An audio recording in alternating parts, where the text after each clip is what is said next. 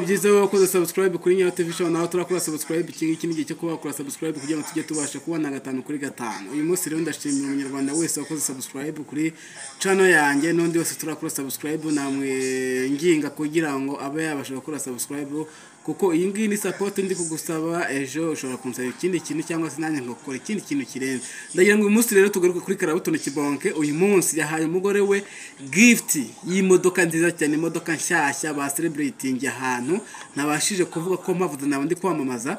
Mwabonye ko bari bafite ibirori bigiye bitandukanye, mwabonaga ko Isimbi TV yarahari ndetse n'abandi banyamakuru benshi cyane ndetse n'abandi ba star benshi cyane bari bahure mwa kirori.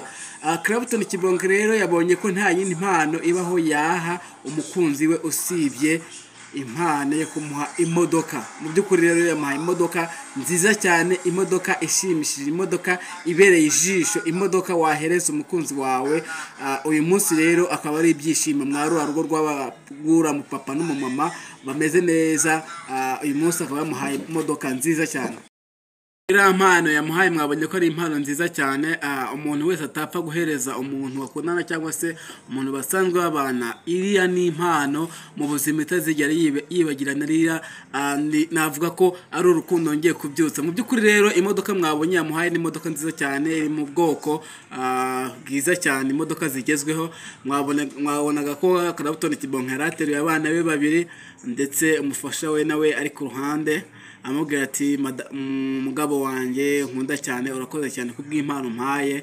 Ni impano nzahora nibuka, ni impano izahora inyibutsa ibihe byiza twagiye tugirana, ni impano umuntu wese nzamuratira kubera ko ibyiza unkoreye. Ntago ngiye nawe icyo nkwitura usibye kuzagukunda ubuzima dusigaje kuri iyi si. Mu by'ukuri rero Karabuto Kibonke ina modoka yahaye umufasha we ni imodoka nziza ihagaze agaciro k'amamiliyoni ndetse n'amamiliyoni.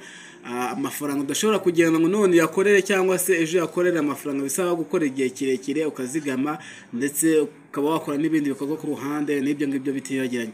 Mu by'ukuri rero navuga ko biriya birori byari byiza cyane, byari ibirori bibereye ijisho, byari ibirori bikomeye cyane kuko mwabonye kuko babanje guca kuri carpet nziza cyane bagafata ifoto. Mwabona ko byari biryoshye cyane. Ndabakushimiye rero, mbibutsa ko mugomba gukora subscribe ndetse nawe turakora subscribe kuri channel. Iki ni igihe cyo kuba wakora subscribe kugira ngo tujye tubasha kubana 5 kuri 5. Making ashobora kuba wakoze subscribe ndetse n'umuturanyi wawe umujyi umugati ahangaha hari televiziyo ica amakuru agiye atandukanye, amakuru tutabonye ku bindi binyamakuru tuzajya tuyabona hanga. Ndabashimiye cyane rero, nawe utaha.